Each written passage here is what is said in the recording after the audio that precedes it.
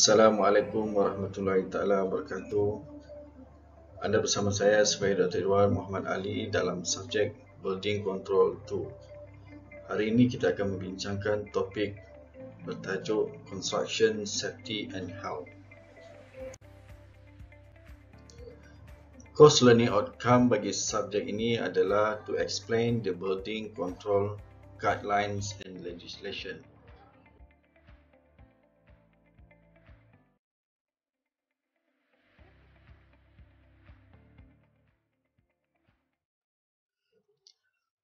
Tapak pembinaan adalah kawasan yang bising, terkumpulnya bermacam-macam jenis hazardous ataupun risiko-risiko yang boleh mendatangkan kecederaan, kemalangan, dan yang paling menyedihkan boleh mendatangkan kemalangan maut kepada pekerja-pekerja di tapak pembinaan. Ini adalah disebabkan oleh para pekerja sangat terdedah directly kepada pelbagai jenis hazardous, sebagai contoh hazardous material dan juga potensi fire hazard, risiko berkaitan dengan health. Dan juga ada setengah keadaan berlakunya letupan ataupun bangunan roboh, runtuh. Dan yang paling kerap kita lihat sebagai contoh, pekerja-pekerja jatuh daripada kawasan tinggi di tapak pembinaan. Dan ini memerlukan safety and health yang sangat kritikal ataupun yang perlu diberi perhatian yang sangat tinggi. Dalam kita menanggapi risiko-risiko yang berpotensi berlaku di tapak pembinaan, penting untuk kita mengambil kira keperluan ataupun garis panduan yang berkaitan dengan safety and health di tapak bina. Perkara ini sangat penting untuk ditekankan. Untuk itu, persoalannya, bagaimana kita nak mencapai safety and health yang terbaik di tapak pembinaan. Seperti yang kita lihat di dalam gambar ini. Ini adalah risiko-risiko yang biasa berlaku. Sama ada kita sedar ataupun kita sedar, perkara ini berlaku di tapak pembinaan. Berdasarkan kepada statistik kemalangan yang berlaku mengikut sektor pada tahun lepas, seperti yang dilaporkan oleh DOSH, kita melihat pada construction, kita dapat perhatikan non-permanent disability melibatkan 190 kes, manakala permanent disability melibatkan 13 cases, dan secara keseluruhan 275 cases, di mana mencatatkan kematian sebanyak 72, di mana kalau kita lihat di antara berbagai sektor ini, kematian yang disebabkan oleh construction adalah sangat tinggi. Ini menguatkan lagi keperluan safety and health untuk dilaksanakan di tapak pembinaan sangat-sangat kritikal. Malaysian Occupational Safety and Health Profile terbahagi kepada 3 segmen. Ini termaktub di dalam Framework for Emergency Management in Malaysia. Dari segi institutional support, melibatkan 2 sektor penting, National Security Council, dan satu lagi ada National Disaster Management Agency, NADMA. Ini peringkat institutional. Manakala dari segi environment and community, kita ada beberapa akta yang berkaitan, yang boleh dilihat di sini. Dan berkaitan dengan industri, yang paling penting dalam bidang construction adalah Occupational Safety and Health Act 1994. Ini penting untuk difahami oleh setiap industri player di dalam bidang construction untuk memastikan safety and health berada pada tahap yang terbaik. Undang-undang berkaitan dengan Occupational Safety and Health adalah di bawah bidang kuasa Department of Occupational Safety and Health, di mana di bawah jabatan ini ataupun department ini terdapat 3 akta yang sangat dekat, iaitu yang pertama adalah Factories and Machinery Act 1967, FMA 1967, dan juga yang keduanya adalah Occupational Safety and Health 1994 ataupun OSHA, dan yang ketiga adalah Petroleum yang berkaitan dengan Safety Measures Act 1984. Dan antara peranan-peranan DOSH adalah, pertama sekali adalah standard setting, di mana pihak DOSH akan mengkaji ataupun menjalankan studi berkenaan dengan dasar-dasar baru kerajaan. Kemudian pihak DOSH akan mengeluarkan draft ataupun garis panduan yang selari dengan polisi-polisi terbaru di peringkat kerajaan. Dan antara kerja-kerja yang dilaksanakan adalah penguatkuasaan, enforcement, approval, authorization, registration, certification and inspection dekat tapak pembinaan bagi memastikan tahap safety and health adalah pada tahap yang standard yang dikehendaki. DOSH juga berperanan dalam aktiviti mempromosi safety and health di tapak pembinaan. Tujuannya adalah untuk mengurangkan kadar kemalangan di tapak pembinaan. Dan secara umumnya dalam bidang construction industry, OSHA ataupun Occupational Safety and Health Act 1994 adalah undang-undang yang perlu diberi perhatian. Tujuannya adalah untuk menjaga kebajikan ke semua sektor ataupun pekerja-pekerja yang terlibat di tapak pembinaan, supaya dalam tahap safety and health adalah pada tahap yang terbaik. Occupational Safety and Health Act 1994 atau juga disebut sebagai OSHA 1994 atau juga disebut sebagai Akta 514. So, akta ini, siapakah yang dilindungi di bawah akta ini? So, mengikut Seksyen 15 menerangkan berkenaan dengan tanggungjawab majikan ataupun pekerja persendirian terhadap pekerja di bawah pekerja-pekerja mereka lah. Dan Seksyen 16 menunjukkan keperluan ataupun tanggungjawab keperluan untuk menggubal polisi berkaitan dengan safety and health di tapak pembinaan ataupun di tempat kerja.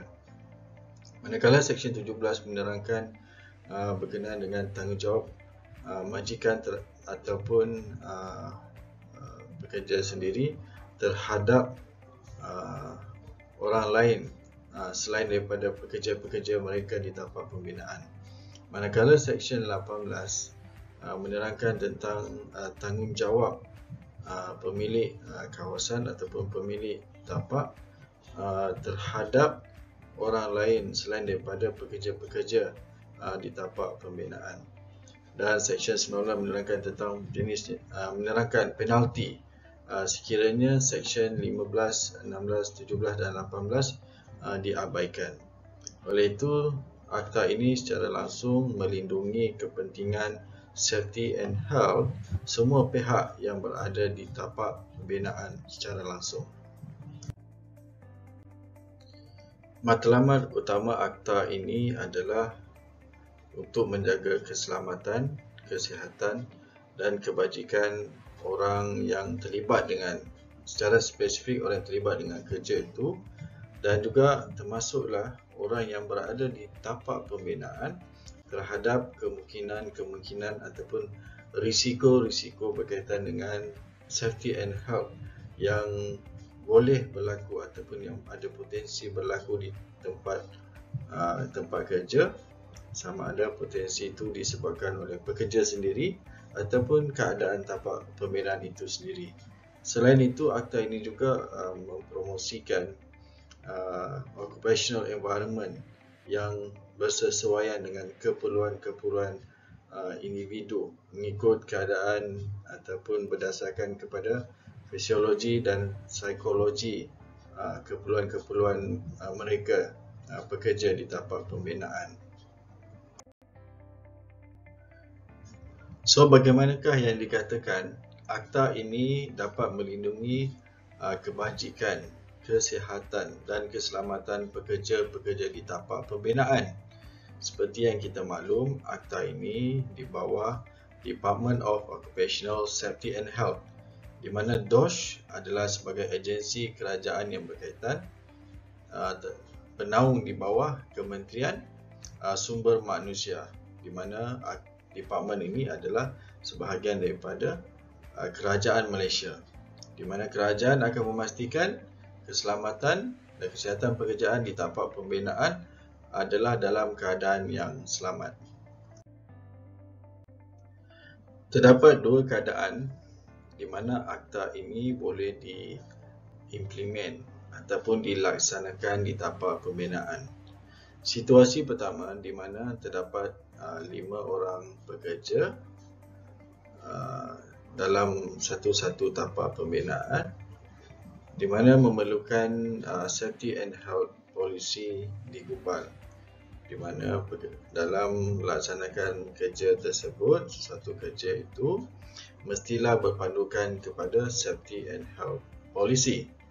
Sementara di mana kawasan pembinaan yang terdapat 40 ataupun lebih pekerja di satu tempat pembinaan ataupun satu tapak pembinaan, perlulah diwujudkan satu safety and health committee, di mana komiti ini dia lebih besar berbanding situasi yang pertama tadi.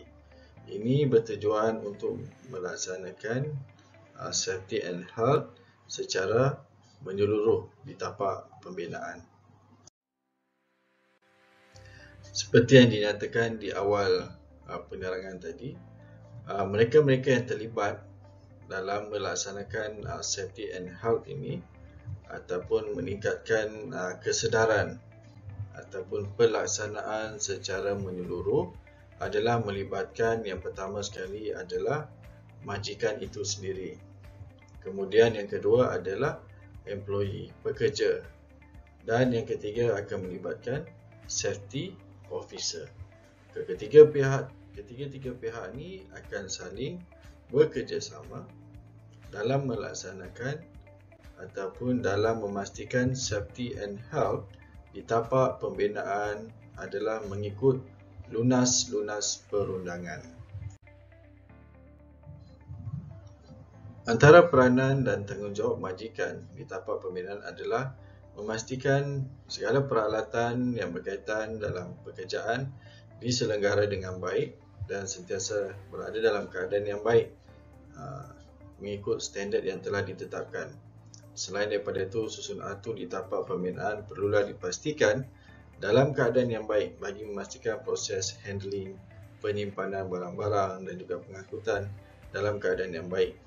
Pihak majikan juga perlulah menyediakan maklumat-maklumat yang berkaitan, arahan-arahan ataupun perincian tugasan dalam keadaan yang baik, dan mestilah menyediakan latihan-latihan yang perlu kepada para pekerja untuk meningkatkan kualiti pekerjaan ataupun pelaksanaan ataupun awareness berkaitan dengan safety and health di tapak pembinaan. Selain itu adalah menjadi tanggungjawab majikan untuk memastikan persekitaran pekerjaan adalah bebas, selamat dan sihat seperti yang telah ditetapkan di dalam Akta OSHA. Sementara itu, antara peranan pekerja pula adalah untuk memastikan dirinya sendiri dapat mengamalkan praktis ataupun pekerjaan yang selamat untuk dirinya sendiri dan juga untuk pekerja yang lain. Di samping itu, pihak pekerja mestilah sentiasa bekerjasama dengan pihak majikan dalam melaksanakan peruntukan-peruntukan perundangan yang berkaitan dengan safety and health. Di samping itu, pekerja juga mestilah sentiasa memakai personal protective equipment yang bersesuaian mengikut jenis-jenis kerja yang dilaksanakan seperti yang termaktub dalam perundangan. Dan di samping itu juga pihak pekerja mestilah sentiasa mengikut arahan-arahan ataupun langkah-langkah yang telah ditetapkan oleh Occupational Safety and Health.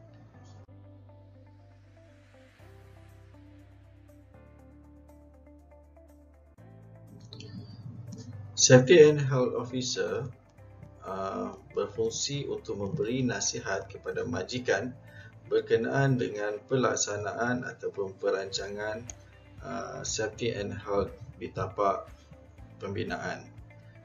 Safety and Health Officer adalah seorang yang berkelayakan. Dia mestilah individu yang telah menjalani latihan di bawah NIOSH, yakni National Institute Occupational Safety and Health, yang memberikan training ataupun latihan-latihan yang berkaitan dengan safety and health. Di sini menunjukkan peranan safety and health adalah sangat penting bagi memastikan kebajikan, keselamatan dan kesihatan persekitaran di tapak pembinaan berada dalam keadaan yang baik, di mana Safety and Health Officer akan menjalankan pemeriksaan di keseluruhan tapak pembinaan, dan Safety and Health Officer akan memberikan maklumat yang berkaitan kepada Safety and Health Committee ataupun pihak-pihak yang berwajib berkenaan dengan status Safety and Health di satu-satu tapak. Ini bagi memberi respon terhadap keperluan-keperluan ataupun tindakan-tindakan yang perlu dilaksanakan bagi memastikan tahap safety and health adalah seperti yang telah dimaktubkan di dalam perundangan. Untuk mendapatkan akses ataupun kebenaran memasuki tapak pembinaan, jika sekiranya Safety and Health Officer memerlukan maklumat-maklumat terperinci, beliau adalah di bawah peruntukan Occupational Safety and Health OSHA 1994, di mana tidak ada pihak yang boleh menghalang tugas-tugas seorang Safety and Health Officer di tapak pembinaan. Individu-individu yang berminat untuk menjadi seorang Safety and Health Officer di tapak pembinaan bolehlah mendapatkan kursus-kursus yang berkaitan ataupun dalam sub-bidang yang berkaitan di bawah NIOSH, National Institute of Occupational Safety and Health, di bawah Kementerian Sumber Manusia. Berikut adalah contoh senarai kursus-kursus yang ditawarkan oleh pihak NIOSH yang berkaitan dengan Occupational Safety and Health di tapak pembinaan. Sebelum kita mengakhiri topik ini, ada baiknya kita berkenalan dengan PPE ataupun yang disebut sebagai Personal Protective Equipment, di mana PPE ini adalah sebagai salah satu langkah untuk mencegah ataupun mengurangkan risiko-risiko ataupun pendedahan terhadap berbagai jenis hazard yang berlaku ataupun yang terdapat di tapak pembinaan. Sebagai contoh, PPE ini bertujuan untuk mengelakkan direct contact terhadap bahan-bahan kimia ataupun radioaktif, bentuk kecederaan yang boleh mengakibatkan kecederaan berbentuk fizikal ataupun juga risiko-risiko elektrikal, mekanikal dan sebagainya. Dan peralatan PPE ini sebagai contoh ada yang dalam bentuk protective helmet, earplug, vest ataupun safety glove, protective boots dan bermacam-macam lagi. Setiap PPE ini terdapat berlainan jenis mengikut keperluan ataupun mengikut jenis-jenis kerja yang dilaksanakan di tapak pembinaan. Pihak majikan mestilah memastikan pekerja-pekerja dapat menggunakan PPE yang bersesuaian mengikut jenis-jenis kerja yang akan dilaksanakan. Di samping itu juga pihak majikan mestilah memberi maklumat apakah keperluan-keperluan yang perlu dipakai mengikut jenis kerja dan juga bagaimana cara untuk memakai, untuk menanggalkan dan juga apakah limitasi ataupun potensi-potensi kekangan yang terdapat sekiranya menggunakan peralatan berkenaan. Di samping itu juga pihak majikan mestilah memberi makluman ataupun arahan-arahan yang berkaitan dengan kaedah-kaedah untuk menjaga penyelenggaraan dan untuk melupuskan sekiranya perlu terhadap peralatan-peralatan keselamatan ataupun protective equipment ini bagi memastikan PPE yang digunakan adalah benar-benar efektif.